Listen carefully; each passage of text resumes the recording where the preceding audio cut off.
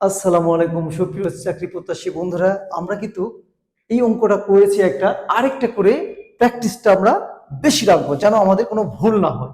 এই অঙ্কটা বেশ কয়েকটা পরীক্ষায় এসেছে কি, যে আজ রবিবার হলে 64 দিন পর কোন দিন হবে বা কি বার হবে।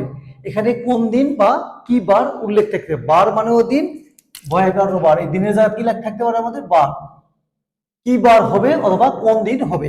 এই কথা উল্লেখ থাকলে আমরা কি করব, আমরা শিখেছি যে বার থাকলে মোট দিনকে 7 দিয়ে ভাগ করে অবশিষ্ট দিন থেকে, এই দিনের পর থেকে অবশিষ্ট দিন হিসাব করব।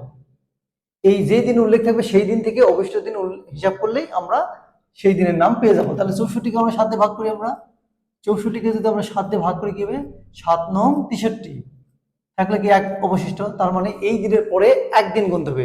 রবিবারের পরে কি হয়, রবিবারের পরে আমাদের সোমবার হয়। তাহলে সোমবারটা কোথায় আছে দেখি, আমাদের সোমবার আছে এই যে এখানে অ্যান্সার।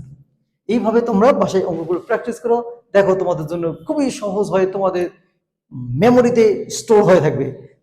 অঙ্কগুলো বারবার প্র্যাকটিস না করলে কখনো মনে থাকে না। বন্ধুরা, আমার ক্লাসটাকে সাবস্ক্রাইব করে রাখো, দেখো তোমাদের কাছে সর্বপ্রথম আমার অঙ্ক গিয়ে হাজির হয়ে যাবে।